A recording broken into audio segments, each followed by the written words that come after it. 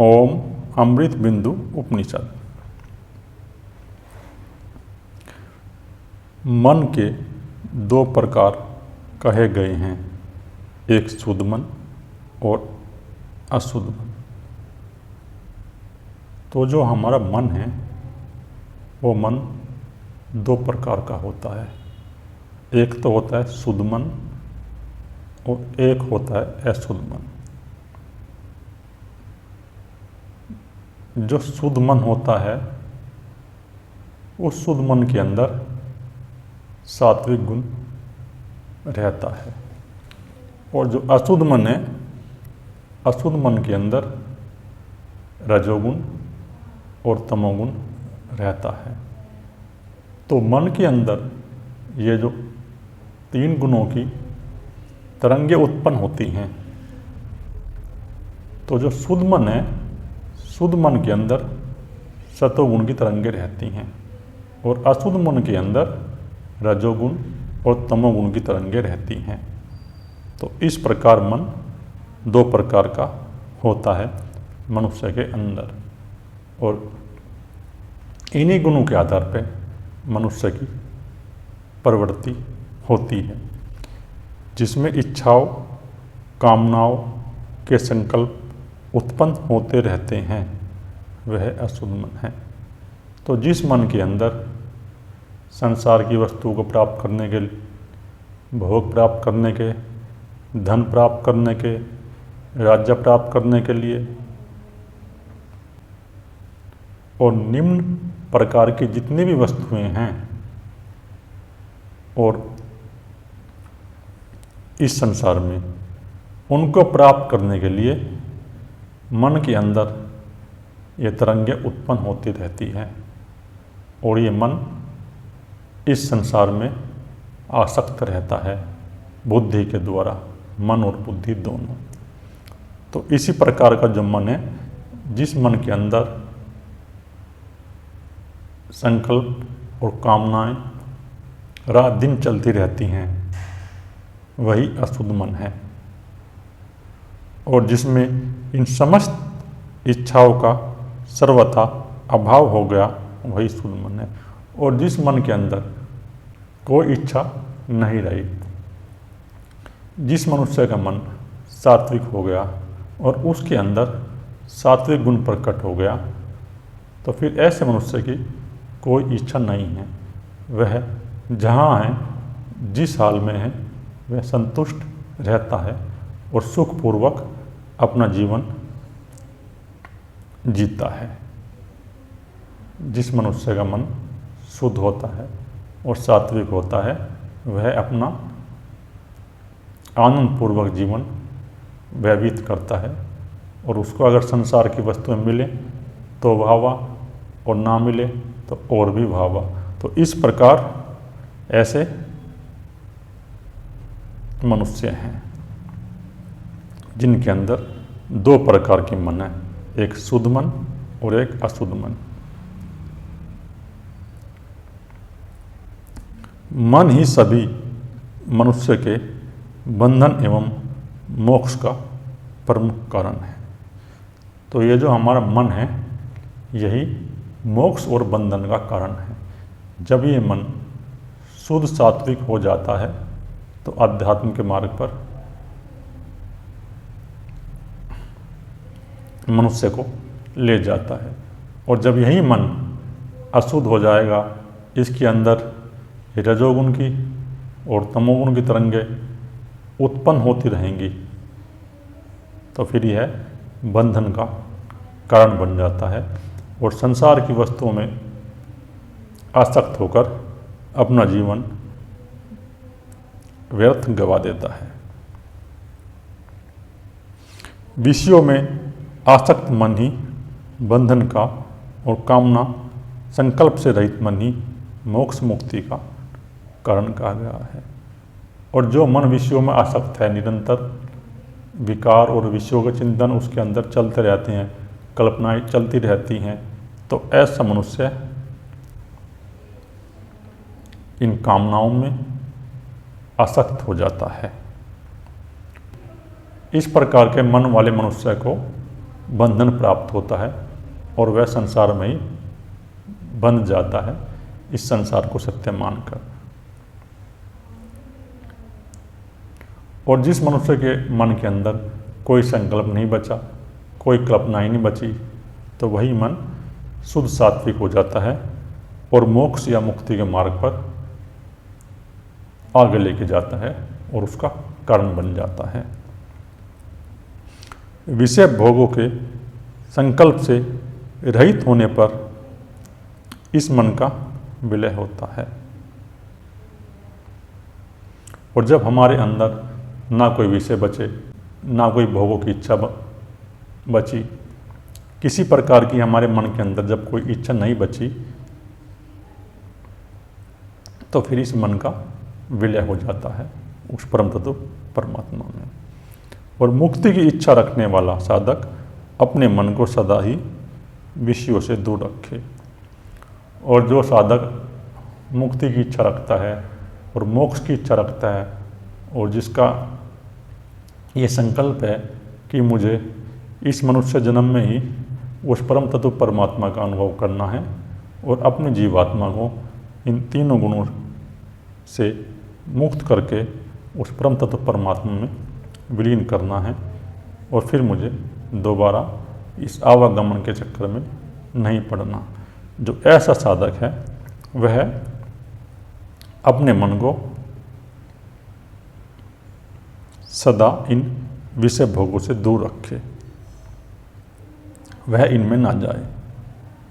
इसके अनंतर जब मन से विषय की आसक्ति निकल जाती है और जब हम इनसे दूर रहेंगे तो हमारे मन से विषय की आसक्ति निकल जाएगी। जब हम अपने ध्यान का अभ्यास करेंगे, अपने मन को वर्तमान में रखने का प्रयास करेंगे और अपनी साधना में लगे रहेंगे और ज्ञान का चिंतन मनन करेंगे, तो इस प्रकार जो मन की आसक्ति है निकल जाती है और तथा वह हृदय में स्थिर होकर उन्मी भाव को प्राप्त हो जाता है और फिर वह मन हृदय में विलीन हो जाता है। उस मन के अंदर कोई किसी प्रकार का विचार उत्पन्न नहीं होता, और जब मन के अंदर कोई विचार उत्पन्न नहीं होता तो वह हृदय में विलीन हो जाता है। फिर उस व्यक्ति के अंदर कोई किसी प्रकार का विचार नहीं उठता, और जब वह मन को हृदय में विलीन कर देता है तो वो ही उस परम पद परमात्मा का पद है। उसे वहाँ उस परम तत्व परमात्मा का अनुभव हो जाता है और वह उसे प्राप्त कर लेता है।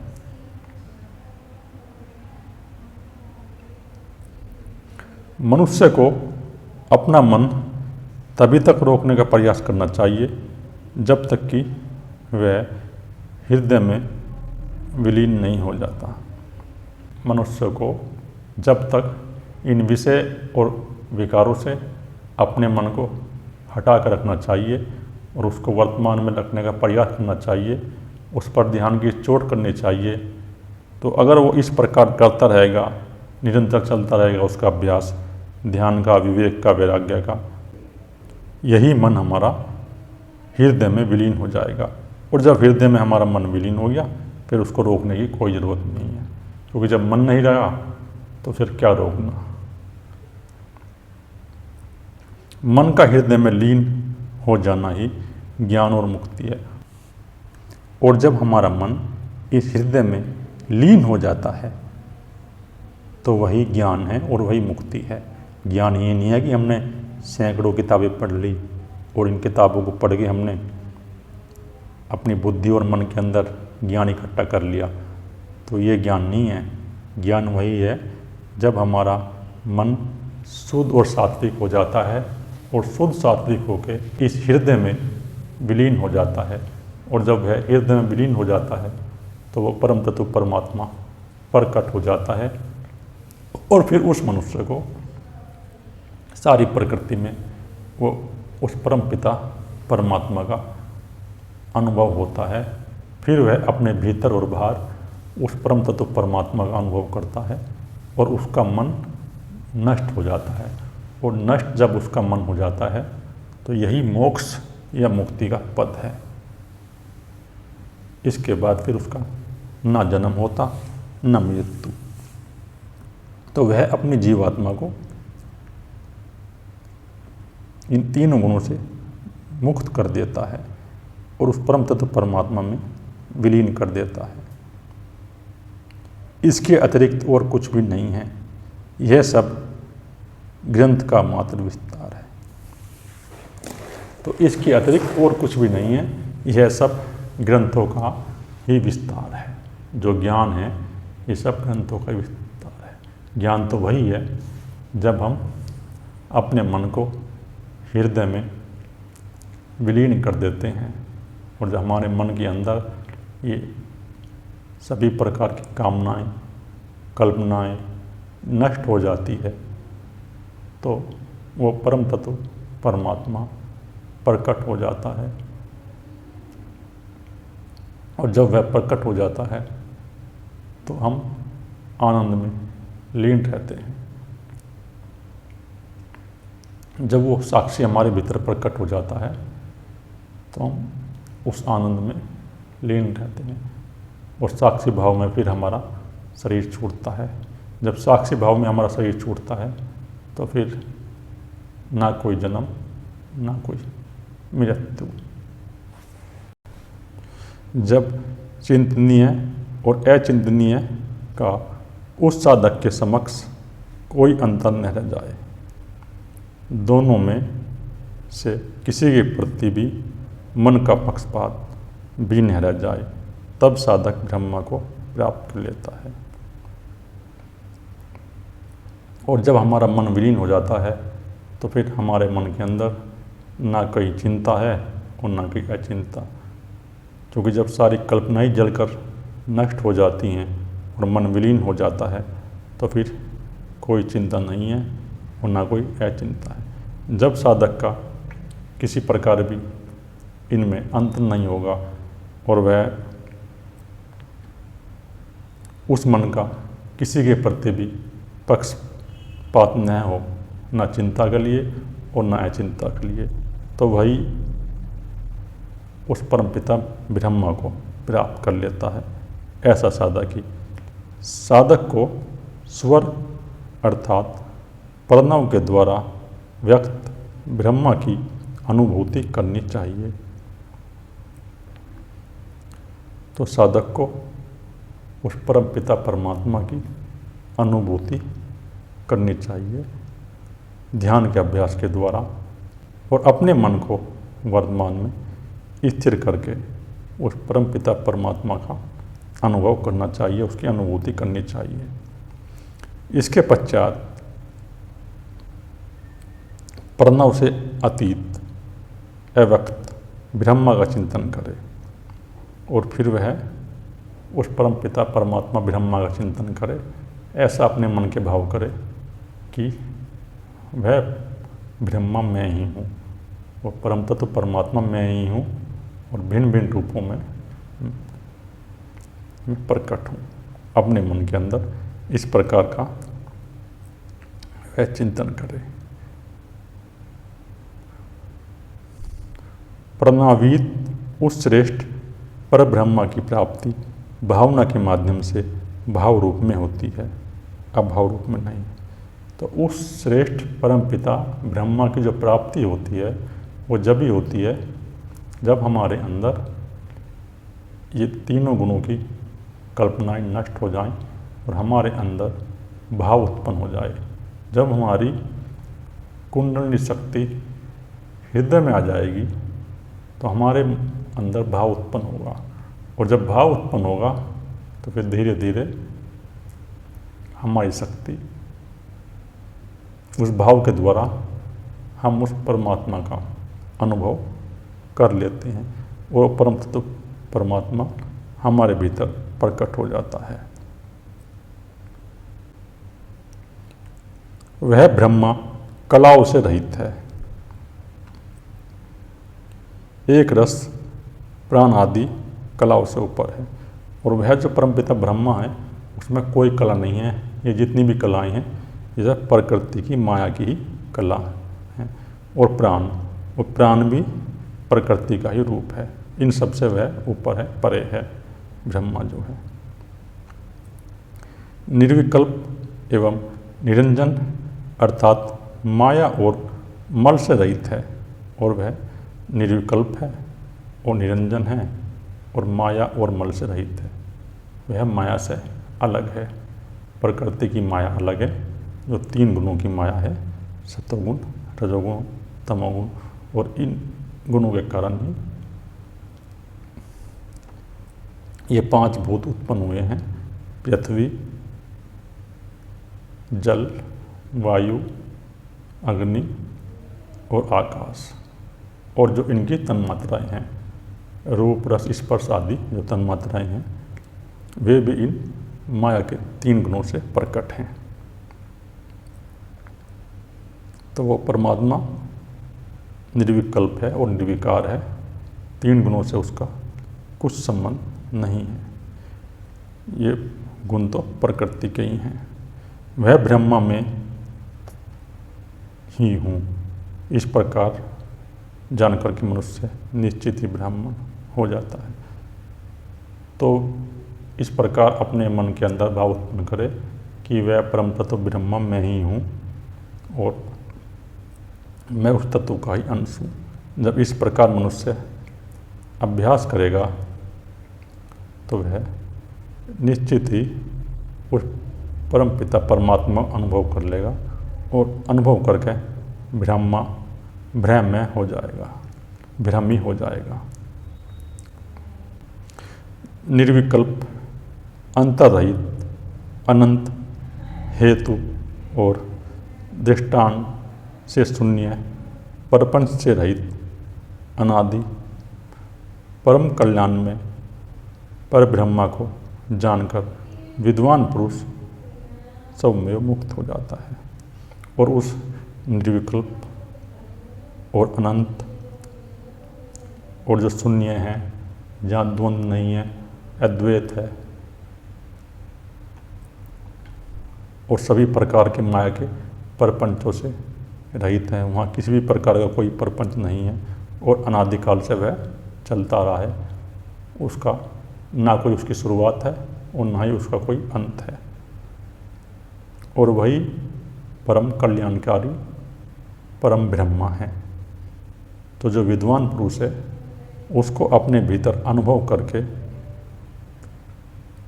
अपनी जीवात्मा को इन 3 गुणों से मुक्त कर लेता है। और जब उसकी जीवात्मा इन 3 गुणों से मुक्त हो जाती है तो उसे उस परम पिता परमात्मा का अनुभव हो जाता है और उसके भीतर वो परम पिता परमात्मा प्रकट हो जाता है। न निरोध प्रलय है, न उत्पत्ति है, न बंधन है और न ही मोक्ष साधकता है।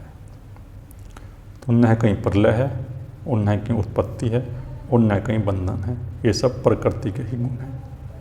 और न कोई मोक्ष है और न मुक्ति की इच्छा है और न ही मुक्ति है। इस तरह का निश्चय होना ही परमात्म बोध अर्थात वास्तविक ज्ञान है। और जिसको ना मुक्ति की इच्छा है और ना मोक्ष की इच्छा है और ना ही कहीं मुक्ति है।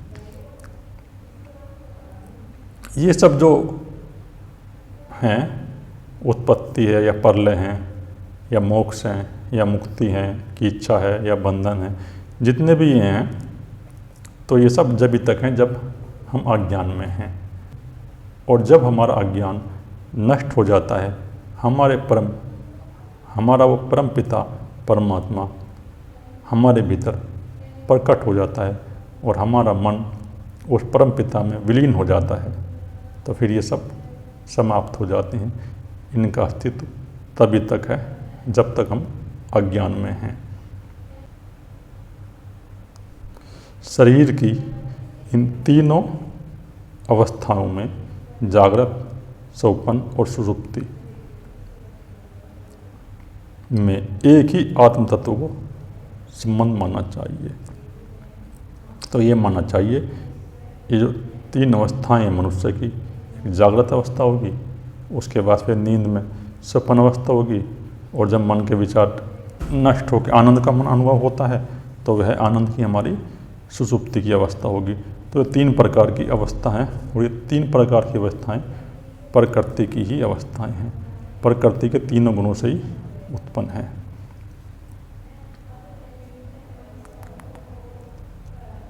और जो व्यक्ति इन 3 अवस्थाओं को पार करके उस तुरीय परम पद में स्थित हो गया है और वह सभी अवस्थाओं से परे हो गया है, उस व्यक्ति का फिर दोबारा जन्म नहीं होता। तो ऐसे व्यक्ति का फिर दोबारा जन्म नहीं होता जिस व्यक्ति ने इन 3 अवस्थाओं को पार कर लिया, जागृत को पार कर लिया। और स्वप्न में जो हमारे स्वप्न का अर्थ है जब हमारे मन के अंदर विचार चलते रहते हैं, चाहे वो दिन में चले या रात में, क्योंकि जागृत में भी हम देखते हैं कि प्रत्येक मनुष्य बेहोशी में रहता है। खा रहा है तो उसके अंदर विचार चल रहे हैं, नहा रहा है तो उसके अंदर विचार हैं, कुछ काम कर रहा है तो उसके अंदर विचार है। तो जब मन के अंदर 24 घंटे विचार चलते रहते हैं, अनगिनत विचार, ये तमोगुण की और रजोगुण की लहरें उत्पन्न होती रहती हैं, तो यही स्वप्न की अवस्था है। और फिर ये अवस्था हमारी नींद में भी बनी रहती हैं, और नींद में भी जब ये दृश्य उत्पन्न होते हैं तो हमारा जो अज्ञान है वो इसको सत्य मान लेता है। जैसे इस भारी जगत को सत्य मान लेता है, इसी प्रकार हमारा जीवात्मा नींद में उस स्वप्न दृश्य को सत्य मान लेता है और उसमें आसक्त हो जाता है। और जो तीसरी अवस्था है सुषुप्ति, सुषुप्ति में मनुष्य इन दोनों तरंगों से पार हो जाता है, तमोगुण और रजोगुण। फिर उस मनुष्य के अंदर एक कल्पना उत्पन्न नहीं होती और वह शुद्ध सात्विक गुण में प्रवेश करता है। और जब उसका मन शुद्ध सात्विक रहता है तो उसको आनंद का अनुभव होता है। तो ये तीसरी अवस्था है, सुषुप्ति अवस्था। और जो चौथी अवस्था है तुरिया, वही परम पद परमात्मा है, और वहाँ पर ना कोई आनंद है, जो 5 कोशों से पार चला गया। जो 5 कोश है, ये अन्नमय कोश, प्राणमय कोश और मनोमय कोश, विज्ञानमय कोश और आनंदमय कोश, जो इन 5 कोशों के पार चला गया है, ऐसा मनुष्य उस परम पिता परमात्मा को अपने भीतर प्रकट कर लेता है। और जब वो परम पिता परमात्मा उसके भीतर प्रकट हो जाता, जब इन 5 कोशों को पार कर लेता है उसका जीवात्मा, तो उस तत्व में विलीन हो जाता है, और वही तुरीय अवस्था है। और जब वह तुरीय अवस्था में पहुँच जाता है, फिर उसका जीवात्मा उस परम पिता परमात्मा में विलीन हो जाता है, और फिर उसका ना कोई जन्म है ना कोई मृत्यु। उसका जीवात्मा इन 3 गुणों से मुक्त हो जाता है, और मुक्त होकर उस परम पिता परमात्मा में और विलीन हो जाता है। और यही मुक्ति मोक्ष कैवल्य का पद है। समस्त भूत प्राणियों का एक ही अंतर्यामी हर एक प्राणी के अंतःकरण में विद्यमान है। तो समस्त भूत प्राणी, जितने भी प्राणी हैं और इन भूतों से उत्पन्न हैं, पृथ्वी, जल, अग्नि, वायु, आकाश, ये सभी प्राणी इन्हीं भूतों से उत्पन्न हैं। तो इन सब का एक ही अंतर्यामी है जो उनके अंतःकरण में विद्यमान है, वो ही परम तत्व परमात्मा है जो सभी के अंतःकरण में विद्यमान है। चाहे वो वनस्पति हो, चाहे वो जीव हो, चाहे वो पशु हो, चाहे पक्षी हो, जितने भी प्राणी हैं पृथ्वी पर, जितने भी प्राणी हैं वो सब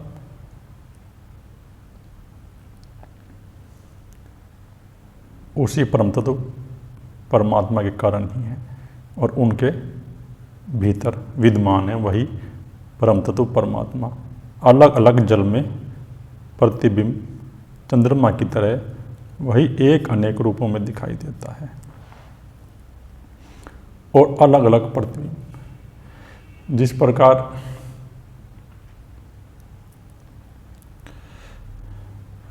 अगर हम चंद्रमा को देखेंगे तालाब में, नदी में, कुएं में या किसी बर्तन के अंदर, तो हमें चंद्रमा दिखाई देगा, लेकिन वो चंद्रमा का प्रतिबिंब है।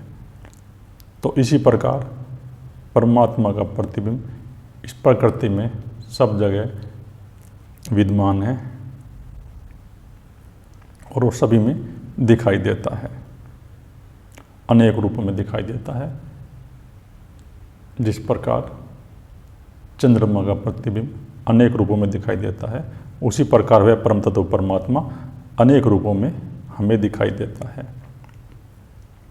घट में आकाश तत्व पूर्ण रूप से विद्यमान है, और जिस प्रकार मटके के अंदर, घट के अंदर आकाश है, आकाश जो खाली स्थान है उसी को आकाश कहते हैं। घट के अंदर विद्यमान है आकाश और पूर्ण रूप से विद्यमान है। इसी प्रकार परमात्मा भी हमारे अंदर पूर्ण रूप से विद्यमान है, जिस प्रकार घट के अंदर आकाश विद्यमान है। किंतु जिस प्रकार घट के क्षतिग्रस्त होने पर मात्र घड़े का ही विनाश होता है, उसमें भरे हुए आकाश तत्व का नहीं। तो जिस प्रकार मटके के अंदर, घट के अंदर वो आकाश खाली स्थान है, लेकिन अगर घट टूट जाता है, वह नष्ट हो जाता है, तो जो आकाश है, खाली स्थान है, वो तो जैसा है, जहाँ है वैसा ही रहता है, उसका ना कोई विनाश हुआ और ना कोई विनाश कर सकता। तो इसी प्रकार वो परम तत्व परमात्मा जो हमारे भीतर है, हमारे शरीर का नाश होने पर वह तो जहाँ है जैसा है इसी प्रकार रहता है, हमारे शरीर का ही नाश होता है, परंतु वो परमात्मा जैसा है वैसा ही रहता है। उसी प्रकार शरीर धारण करने वाला जीव भी आकाश के ही समान है। तो जिस प्रकार शरीर धारण करने वाला जीव है वो घट के अंदर खाली स्थान है, तो उसी प्रकार शरीरधारी जीव के अंदर परमपिता परमात्मा ही है। शरीर के नष्ट होने से आत्मा का विनाश नहीं होता, वह तो शाश्वत है। और जब हमारे शरीर का नाश हो जाता है या नष्ट हो जाता है, तो वो जो हमारा आत्मा है, परम तत्व परमात्मा है, उसका नाश नहीं होता, वह तो जहाँ है जैसा है उसी रूप में विद्यमान है। वो परम तत्व परमात्मा का नाश नहीं होता, इस शरीर का ही नाश होता है। मरने के बाद शरीर 5 तत्वों से आता है प्रकृति के, पृथ्वी, जल, अग्नि, वायु, आकाश, और फिर शरीर का नष्ट होने पर वह उन्हीं 5 तत्वों में मिल जाता है। तो इस प्रकार इन 5 तत्वों से ही हमारा शरीर का निर्माण होता है, और फिर नष्ट होने पर उन्हीं तत्वों में यह शरीर मिल जाता है। लेकिन जो परम तत्व परमात्मा है, हमारा आत्मा है, उसका विनाश नहीं होता, वह तो जहाँ है जैसा है वही रहता है, और वही शाश्वत है, वही शाश्वत है। समस्त जीव प्राणियों का भिन्न भिन्न शरीर घट के ही समान है, और जितने भी जीव हैं इस पृथ्वी पर और प्राणी हैं, तो उनका जो यह शरीर है वो घट के ही समान है। जिस प्रकार घट में आकाश है, तो इसी प्रकार सभी प्राणियों के अंदर वो परमपिता परमात्मा ही है, जो बार बार टूटता फूटता या विनाश को प्राप्त होता रहता है। यह विनाश को प्राप्त होने वाला जड़ शरीर अपने अंतःकरण में विद्यमान चिन्मय परब्रह्मा को नहीं जानता, परंतु यह जो हमारा जीव है, इस शरीर के अंदर जो हमारा जीव है, वो इस शरीर में आसक्त हो जाता है, और वह जो उसके अंदर वो परमपिता परमात्मा है, ब्रह्मा है, उसको वह नहीं जानता। वो माया के 3 गुणों में आसक्त होकर इस शरीर को सत्य मानकर इस जगत में कर्म करने लगता है, और जो उसके भीतर परमपिता परमात्मा ब्रह्मा है वह उसको नहीं जानता, किंतु वह सभी का साक्षी परमात्मा सभी शरीरों को सदा से जानता है। परंतु वह जो शरीरों का साक्षी है, सभी शरीरों का साक्षी है, मन का साक्षी है, अहम भाव का साक्षी है, वह सभी को जानता है, वह सभी को साक्षी भाव में देखता है। वो जो परमपिता परमात्मा है वह सभी को जानता है, लेकिन उसको कोई नहीं जानता। उसको वही व्यक्ति जानता है जो मन बुद्धि के पार चला जाता है और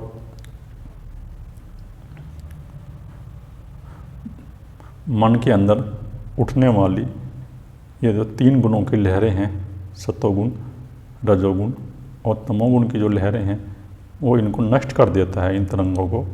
और जब वह ध्यान साधना के माध्यम से इन्हें नष्ट कर देता है तो उसे उस परमपिता परमात्मा का अनुभव हो जाता है और वह उसे जान जाता है। वही व्यक्ति जानता है, बाकी और कोई नहीं जानता। लेकिन वह परमात्मा इस शरीर में सदा से विद्यमान है, रहता है। जब तक नाम रूपात्मक अस्तित्व रखने वाली माया के द्वारा यह जीवात्मा आवर्त रहता है,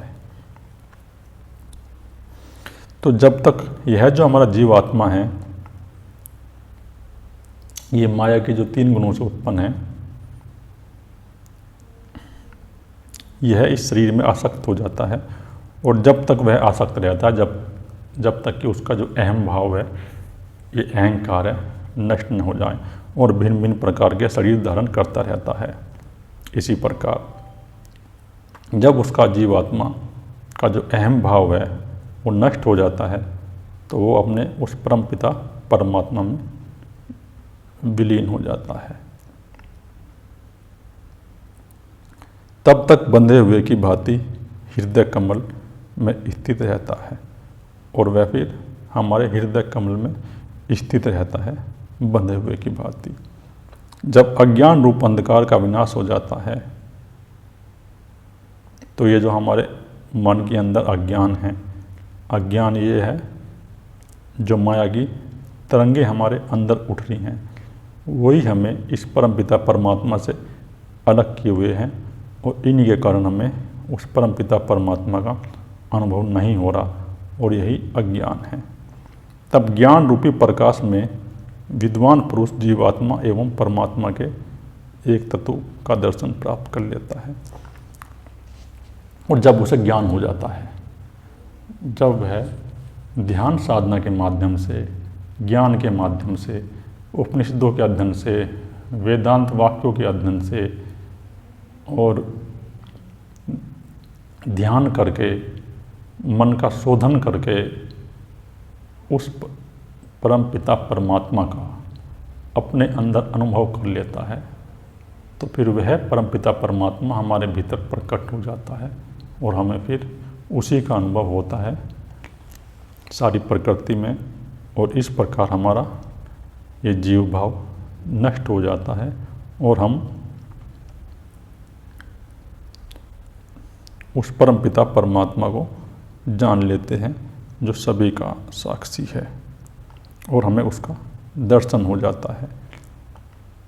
और हमारी जीवात्मा में जो 3 गुणों का पर्दा है, ये पर्दा नष्ट हो जाता है और जब ये पर्दा नष्ट हो जाता है तो वह परमपिता परमात्मा प्रकट हो जाता है और हमें उसका अनुभव होता है। इस प्रकार शब्द ब्रह्मा और परब्रह्मा दोनों ही अक्षर है। इन दोनों में से जिस किसी एक के क्षीण होने पर मग तो अक्षय की स्थिति में बना रहता है, वह परब्रह्मा ही वास्तविक अक्षर है, अविनाशी है। हे विद्वान, शांति चाहते हो तो उन्हें उस अक्षर रूप परब्रह्मा का चिंतन करना चाहिए। तो विद्वान साधक को अगर शांति चाहिए तो उसको ऐसा चिंतन करना चाहिए कि वो परम ब्रह्मा परमात्मा मैं ही हूँ और वो मेरे अंदर ही है, जो परमपिता परमात्मा ब्रह्मा है। और वही वास्तविक अक्षर है जो ओम है, जिसे वेदों में ओम कहा है। तो वो जो ओम की ध्वनि है, ओम, वही परमपिता परमात्मा है, एक ही अक्षर है। तो उसी का अपने भीतर अनुभव करना चाहिए और साधक को अपने मन के अंदर चिंतन करना चाहिए कि वो परमपिता परमात्मा मैं ही हूँ। दो विद्याएं जानने योग्य है। प्रथम विद्या को शब्द ब्रह्मा और दूसरी विद्या को पर ब्रह्मा के नाम से जाना जाता है। और ये दोनों विद्याएं जाने योग्य हैं। एक तो जो शब्द है ब्रह्मा और दूसरी है विद्या जो पर ब्रह्मा के नाम से जानी जाती है।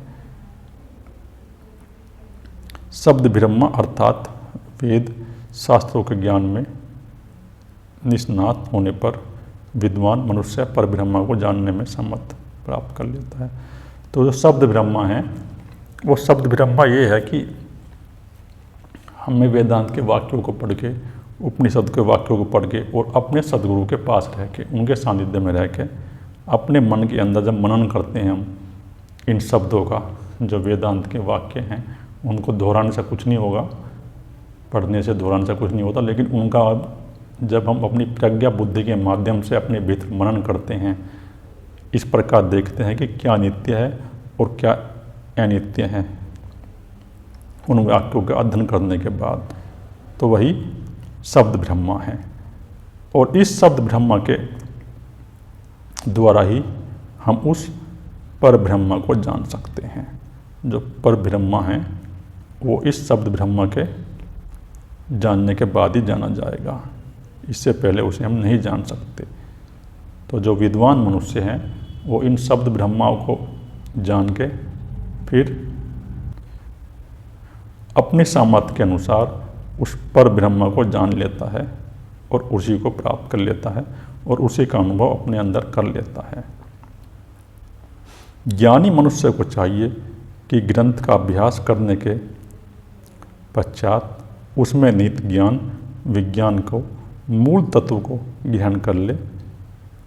तो ज्ञानी को ये चाहिए कि जब वो अपने इन ग्रंथों का अध्ययन कर रहा है तो जो उसमें मूल तत्व है उस मूल तत्व को अपने अंदर ग्रहण कर ले, उस मूल तत्व के अनुसार कर्म करे और उसे अपने अंदर ग्रहण कर ले, उस मूल तत्व को अपने जीवन में उतारे और ग्रहण कर ले।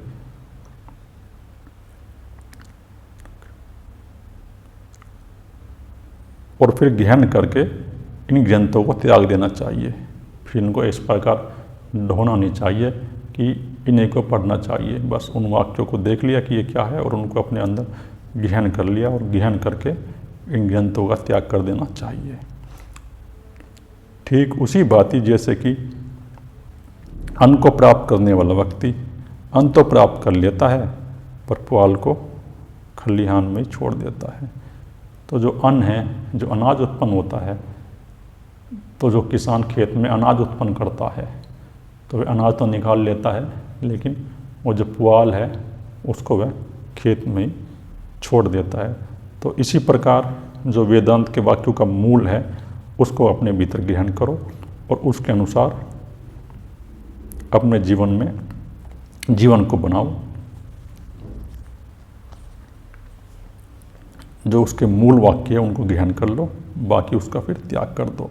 जैसे किसान अन्न तो प्राप्त कर लेता है और पुआल को खलिहान में खेत में छोड़ देता है, इसी प्रकार साधक को भी करना चाहिए।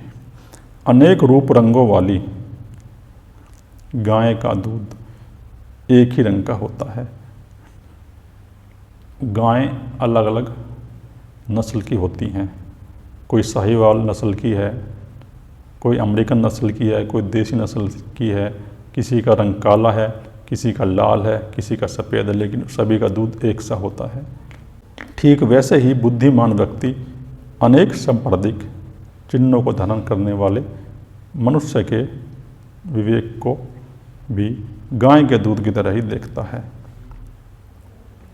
तो जो बुद्धिमान व्यक्ति है, चाहे वो कितने ही संप्रदायों में के चिन्हों में बटा हो, लेकिन वह सभी के भीतर वो परमपिता परमात्मा है और सभी व्यक्ति उसे प्रकट कर सकते हैं। जिस प्रकार गाय में दूध विद्यमान है और सफ़ेद दूध है, उसी प्रकार प्रत्येक व्यक्तियों के अंदर वो परमपिता परमात्मा है, और जो बुद्धिमान व्यक्ति है वो उसी को देखता है। बाहर के चिन्ह भेद से क्या ज्ञान, और बिहार के जो भेद हैं ये निम्न निम्न प्रकार के भेद हैं। कोई कहता है मैं हिंदू हूँ, कोई कहता है मैं मुसलमान हूँ, कोई कहता है ईसाई हूँ। तो जितने भी ये अलग अलग प्रकार के धर्म हैं, कोई बुद्धिस्ट है, कोई जैन है, कोई कम्युनिस्ट हैं, तो अनेक धर्म है इस पृथ्वी पे। और फिर धर्म के बाद संप्रदाय, फिर उनके बाद उन धर्मों के अंदर अनेक संप्रदाय हैं। लेकिन ये भेद वही देखता है जो इस संसार में आसक्त है और जो बुद्धिमान नहीं है, जिसके अंदर तमोगुण और रजोगुण की तरंगे हैं।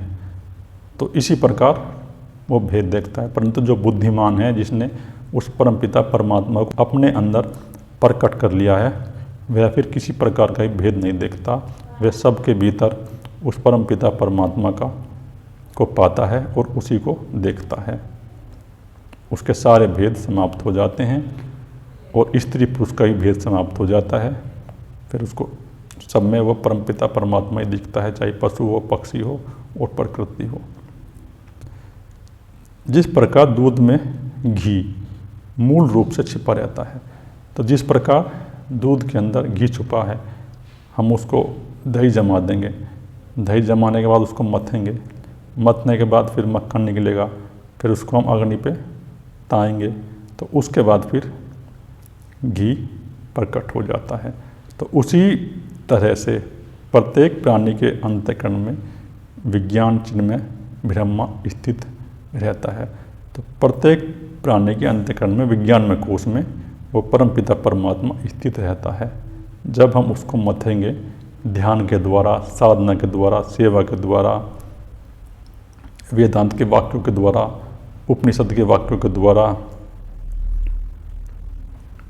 और साधना के द्वारा, जब हम उसका मतना शुरू करते हैं, तो जैसे घी प्राप्ति के लिए दूध का मंथन किया जाता है, वैसे ही विज्ञान स्वरूप ब्रह्मा की प्राप्ति के लिए मन को मथानी रूप में परिणत करके सतत मंथन, ध्यान एवं विचार करते रहना चाहिए।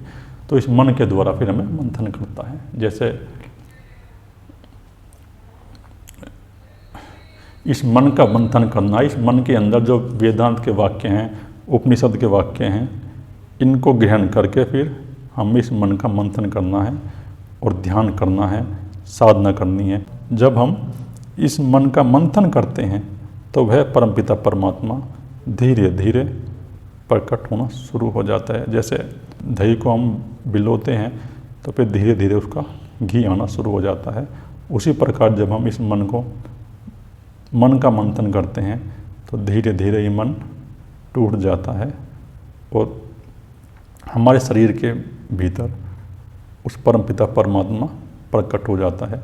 और ये जो मन के अंदर उठने वाली तरंगे हैं, ये धीरे धीरे इस मथने से नष्ट हो जाती हैं। और जब नष्ट हो जाती है तो परमपिता परमात्मा प्रकट हो जाता है। जैसे दूध में से घी प्रकट हो जाता है, उसी प्रकार ये परमपिता परमात्मा प्रकट हो जाता है।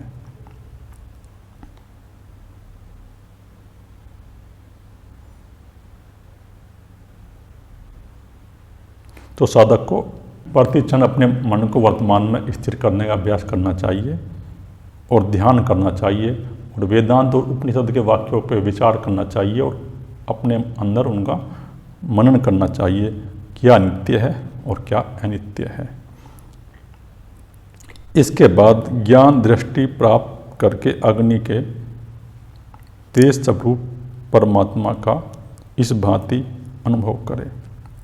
तो इसके पश्चात जब हमें ज्ञान की दृष्टि उपलब्ध हो जाएगी तो फिर हमें उस तेज स्वरूप परमपिता परमात्मा का अनुभव हो जाएगा। जब वो ज्ञान की दृष्टि हमारे पास आ जाएगी तो हम उसका अनुभव कर लेंगे कि वह कला शून्य एवं अति शांत पर ब्रह्मा मैं स्वयं ही हूँ, यही विज्ञान कहा जाता है।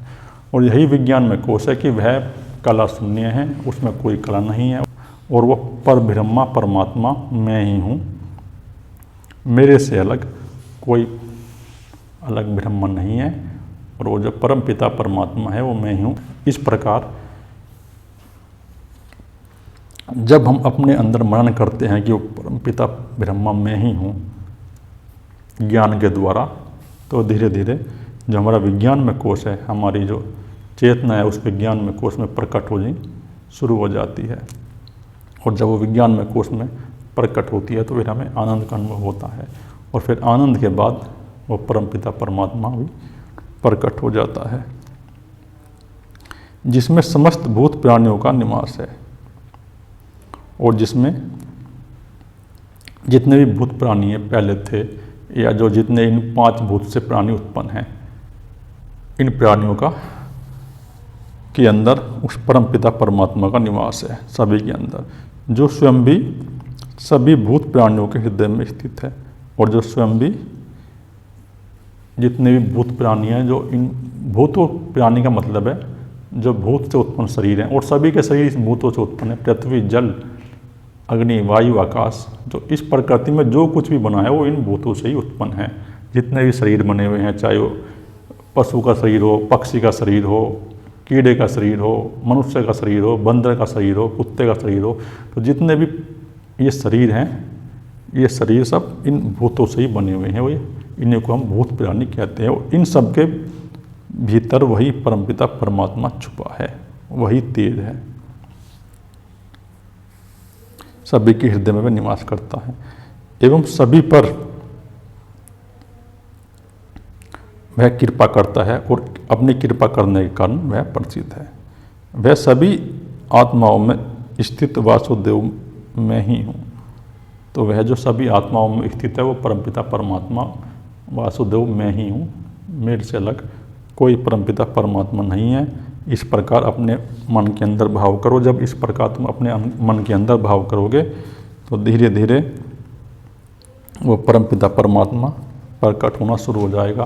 और जब वह परमपिता परमात्मा प्रकट होना शुरू हो जाएगा तो हमारे ऊपर आनंद की वर्षा होगी, और हम उस तत्व को जान लेंगे, और हमें फिर ऐसा अनुभव होगा कि वो परमपिता परमात्मा ब्रह्मा मैं ही हूँ, और जो भूत प्राणी हैं हमें सभी के अंदर वो परमपिता परमात्मा भासने लगेगा।